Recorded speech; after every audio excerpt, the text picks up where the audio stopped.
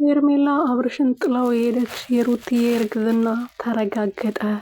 ሄርሜላ ወይኔ በላቸው ተበላሽ። እንግዲህ ያው የሰውን ነገር ለመቀማት ስትሯሯጭ የራስሽን ነገር አጣሽ። ሰውየው ራሱ ባለፈው ሄርሚያስ የሚባለው የሄርሜላ ፍቅረኛ ነግሯት ነበር።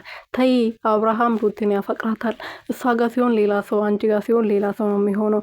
መጨረሻ ላይ ሁለት ያጣ ሆነሽ እንዳትቀሪ፣ ካሁኑ ከኔ ጋር ፍቅር ጀምሪ ብሎ ስለምናት እሷ እምቢ ብላ ነበረ። እና ሩትዬ እንግዲህ ማረጋገጥ ከፈለግ ፋርማሲ ሄደን ማረጋገጥ እንችላለን። እዚህ ብዙ ሐኪም ቤት አለ፣ እዛ ሄደን ሰርጀሪ የፈለግከውን ነገር ተነስተን ማረጋገጥ ትችላለህ ብላ እንግዲህ ጥላቸው ሄዳለች ማለት ነው። ሄርሜላም አብርሽን እያታለልከኝ ነው፣ እየተጫወትክብኝ ነው እስከዛሬ የቆየው በማለት እዛው ነበር ጥላ ሄደችው። አብርሃም እንግዲህ ሁለት ያጣው ሆኖ ግራ ተጋብቶ ልክ እንደ ዛፍ እንትን እንደሌለው ነበረ ብቻውን የቆመው ማለት ነው። እንደደረቀ ዛፍ ነበረ ብቻውን ደርቆ የቀረው። ወይኔ ሲያሳዝን።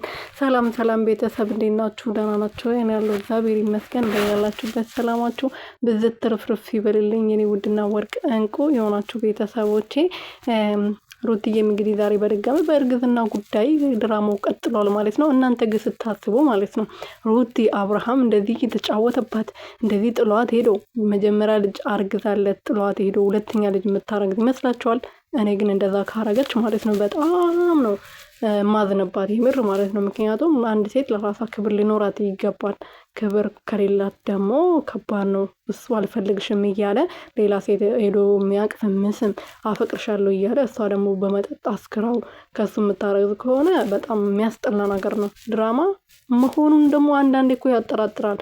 እየማሉ ነው የሚሰሩት ነገር ድራማ ነው ብላችሁ ራሱን ለማመን በጣም ከባድ ነው። ግን ካረገዘች ያስጠላል የምር ማለት ነው። ግን አታረግዝም። ይሄ ድራማ ነው። ሩትዬ ድራማ እየሰራች ነው፣ ግን እነሱን ለማጣላት ነው ስራ እየሰራች ያለችው። ለምንድነው ከነሱ ህይወት የማትወጣው የምትሉ ደግሞ ለምንድነው ከህይወታቸው የምትወጣው? እሷ እኮ መታ ትላንት ነው ህይወቷን የበጠበጠች። ስለዚህ እሷም ደግሞ በተራዋ የእሷን ህይወት መበጥበጥ አለባት ብዬ አስባለሁ። ሩቲ ዝም ብላ መቀመጥ የለባትም። በደንብ ማድረጋ ነው ታቃጥላት የሚገባው ሄርሜላ ማለት ነው። መከፋት ምን እንደሆነ ማወቅ አለባት።